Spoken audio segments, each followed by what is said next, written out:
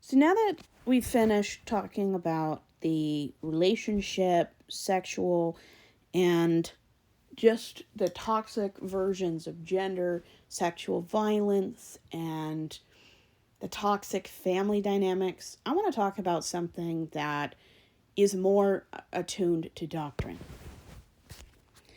I'm going to list a few things, and I want you to tell me if you've seen these in the Bible. God won't give you more than you can handle.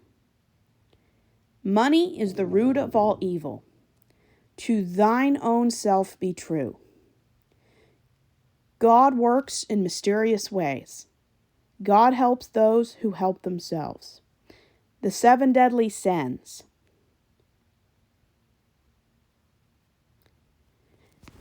How many of you said that those were in the Bible? If you said they're all in the Bible, you're partially right. Let's look at the first one. God won't give you more than you can handle. This is similar to what is in the Bible. It's actually based on 1 Corinthians 10:13.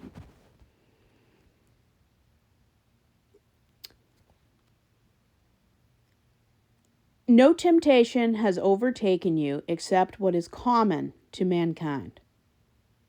Now, don't get this confused. What the verse is saying is that if you believe in sin and are some kind of Christian, they believe that people face normal temptations according to everybody.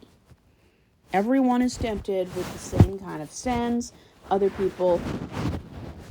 Everyone is tempted the same.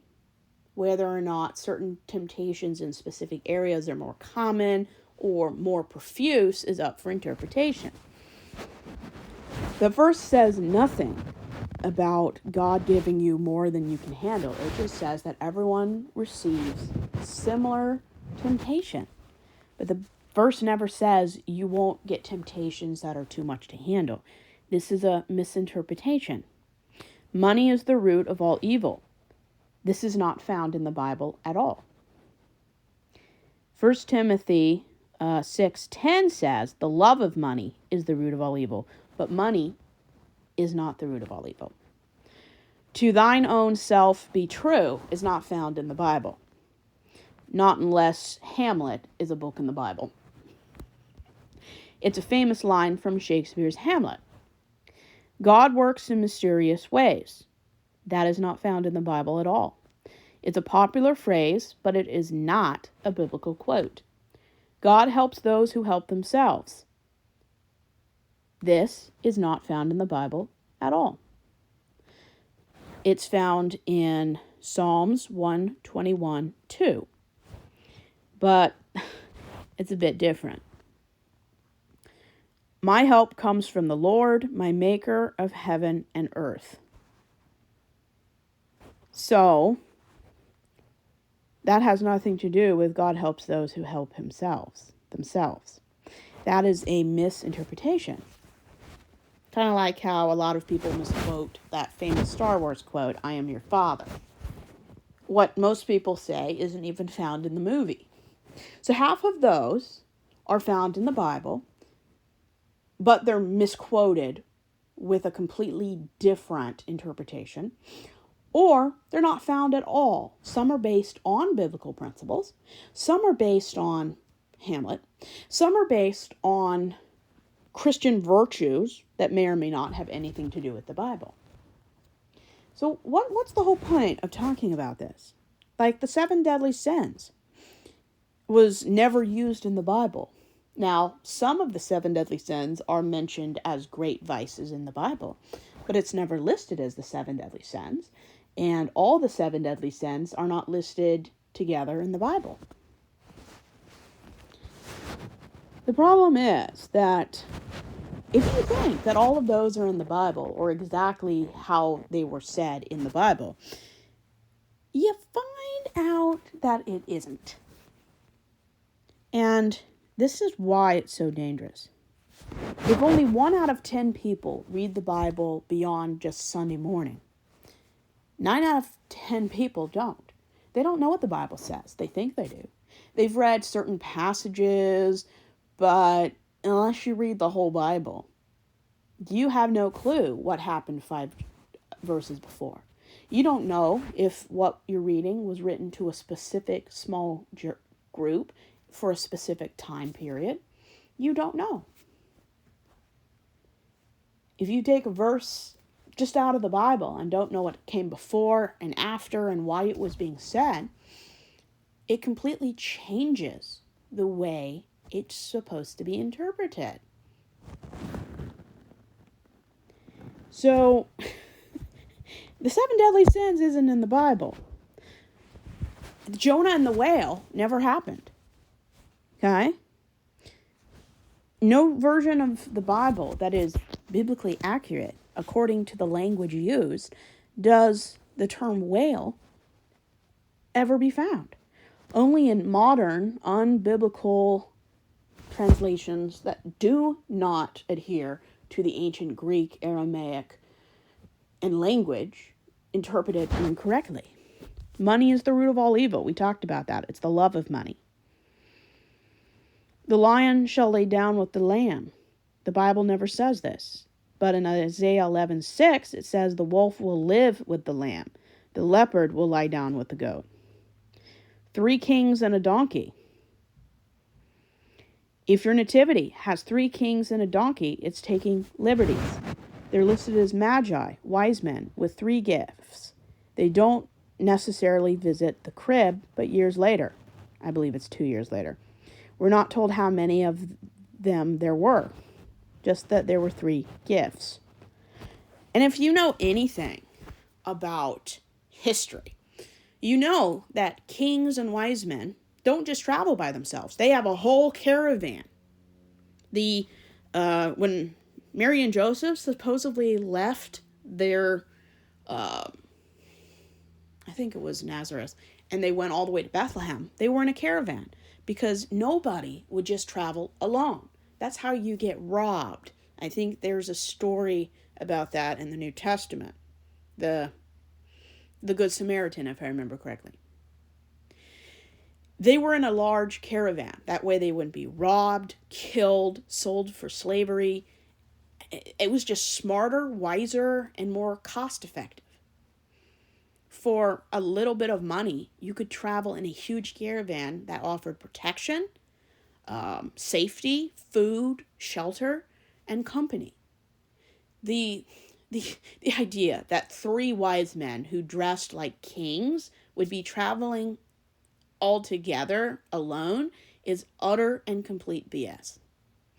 My guess was there were a lot of wise men that went along. 3 wise men just don't get up and leave nowhere. They would have people who assisted them, servants, a caravan, dozens of animals. No wonder it took them 2 years, because they would have progressed very slowly. The idea that the Magi were at the Nativity is not biblical at all. Jesus would have been a toddler, under the age of 3, when the Magi finally arrived. God moves in mysterious ways. The 18th century poet William Cowper, friend of John Newton, who I believe created or discovered gravity, wrote a poem that says God moves in mysterious ways. Love is blind. That is not a biblical verse. That's not even a biblical concept. It comes from 1 Corinthians 13:4. Love is patient, love is kind. Nowhere does it say love is blind. The only concept that I'm aware of that shows that love is only blind comes from The Merchant of Venice, which is a Shakespearean play. So, imagine growing up and being told that certain things are biblical analogies, parables, and they're not even found in the Bible, or they're misquoted. When you realize that only 1 out of 10 Christians reads their Bible except on Sunday, and 9 out of 10 people only read their Bible on Sunday, you realize that they really are sheep. They don't know what they're talking about. And if you asked the average Christian in most denominations of Christianity, when's the last time you read Ezekiel? They probably haven't. When kids of pastors and deacons can't even find the book of Psalms, that tells me everything I need to know about their parents do not take their spiritual education seriously in the home. And I talked about this in other videos. Every child of any pastor, deacon, elder, or teacher in 30 years could not find books that weren't Matthew, Mark, Luke, and John. If you can't get your kid interested in the Bible and do Bible study and get your kid interested to know where to find books in the Bible, you have no business being a spiritual leader in the church. If you can't get your own family to grow yearly in biblical history and knowledge, you are an incompetent choice for being a leader. And these male, cis, heterosexual white leaders, they can lie all they want in church. But if your wife, if your kids cannot find the biggest book in the Bible for 10 years of Sunday school, they don't have a relationship with God. They don't. And out of the 9 churches I've been to, I only found 3 kids who are still in Christianity on Facebook. All but 3 in 30 years that I've met are not even in Christianity anymore. All those years of being in Sunday school, they did not make any effort or any noticeable effort to desire to have a relationship with God or to grow. And in my opinion, if somebody who wants to be a teacher, leader, deacon, elder, and pastor, if your kids never grow, if they are ignorant of the basics of Christianity, and your wife never seems to spiritually grow, you have no business being in leadership because your house isn't in order. It's an old concept. I think I read it in Anna Karenina. If a man doesn't have his house in order, he's gone as far as he can in government. And it's very much true. I don't look at what a man says. I look at his home. If he can't get his house together, he's not a real man. He's a failure. And yeah, I'm sure there are years and times where your kids rebel and,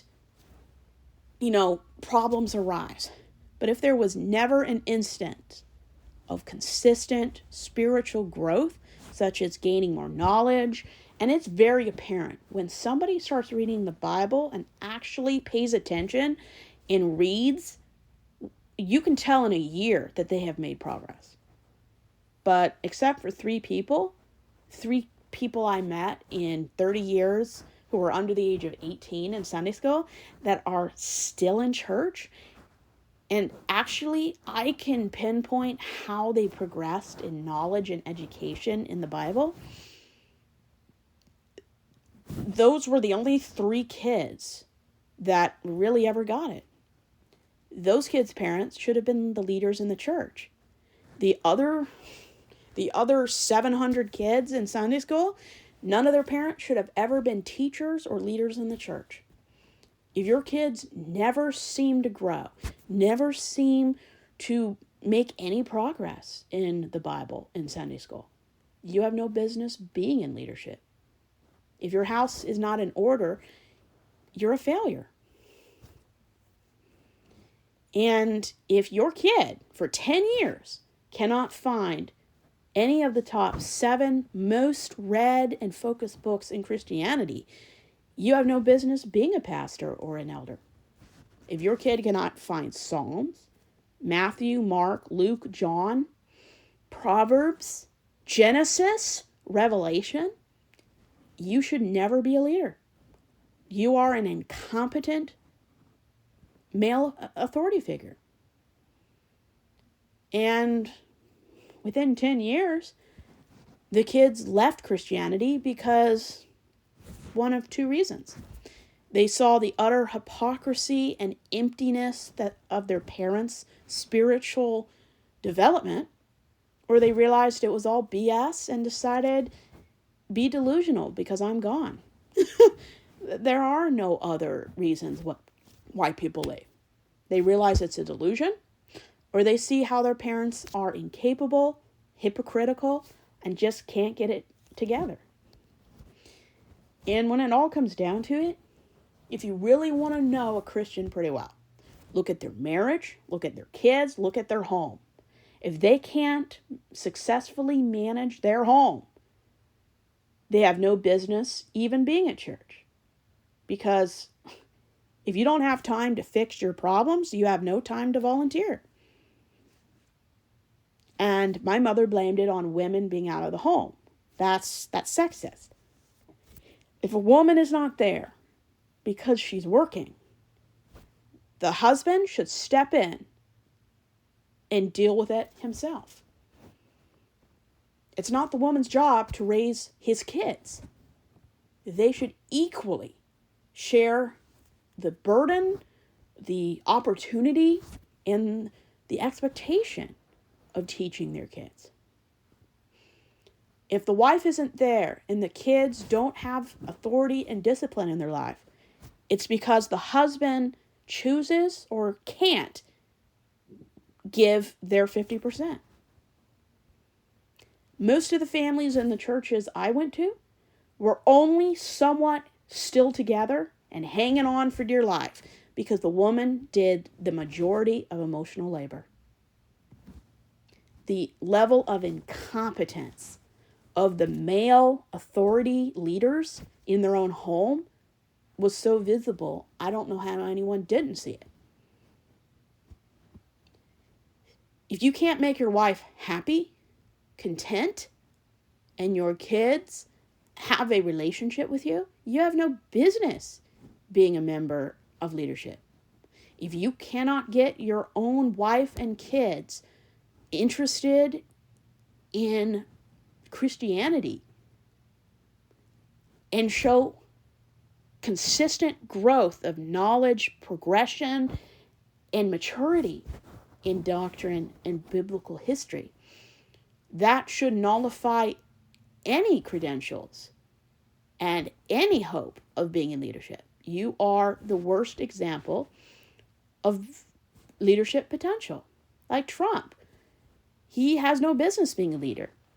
His kids are out of control. His wife utterly loathes him. That tells you that he is an awful husband. A man cannot be a good leader and an awful husband at the same time. You can't do it. Men are good leaders because they have everything nailed down. They have boundaries. They have expectations. They don't shirk on what they do at home in order to be a big man at church.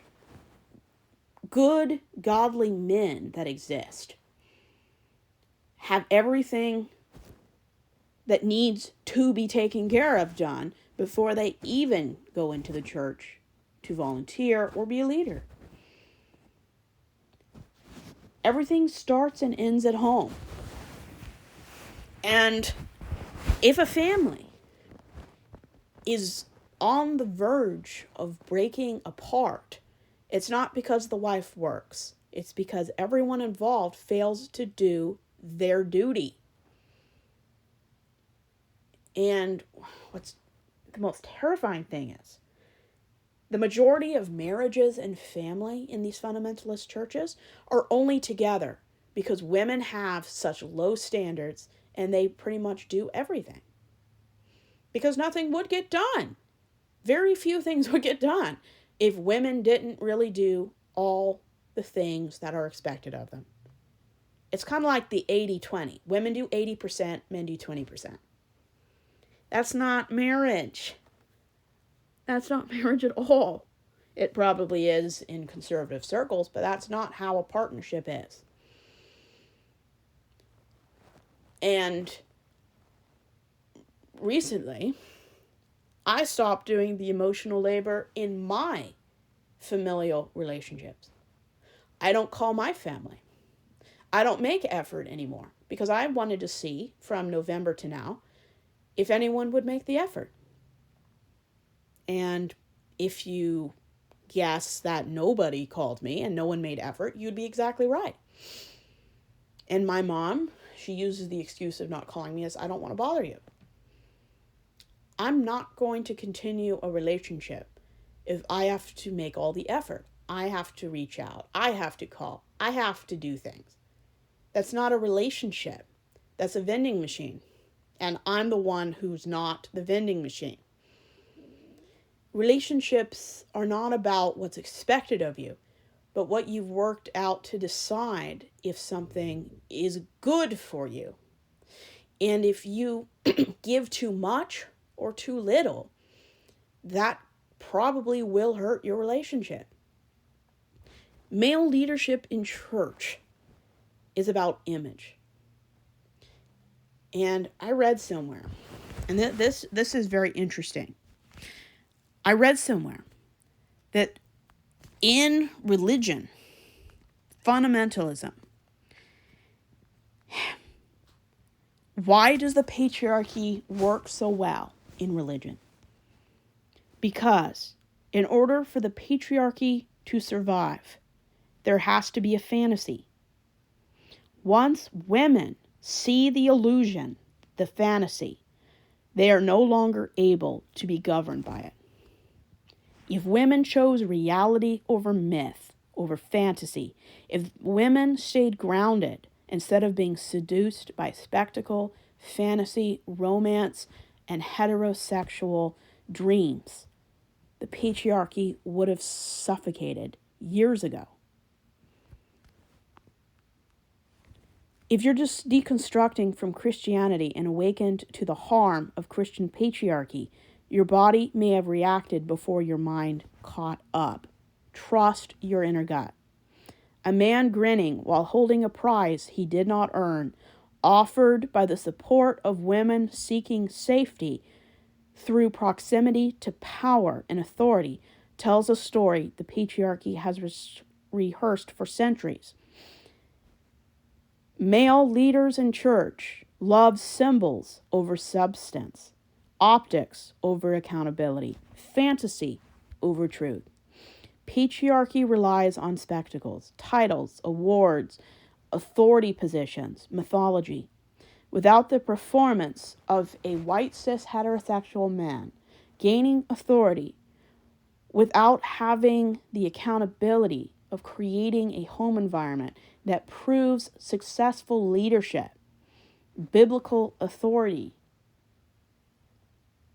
having an air that makes people want to pursue knowledge in the Bible, consistent familial growth in spirituality.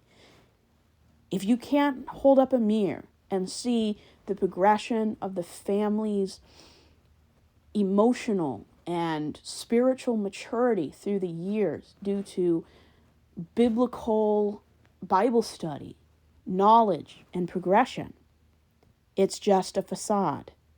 Without the performance, the illusion collapses. Fragile egos and incompetence cannot stand on their own. This fantasy isn't harmless. When power and spiritual authority postures, governments and churches respond. This is where Christian patriarchy shows itself clearly. Dominion, patriarchy, theology dressed up as divine will. If this image unsettles you, it's because you recognize the pattern. You've lived it before. In churches, in marriages, in workplaces.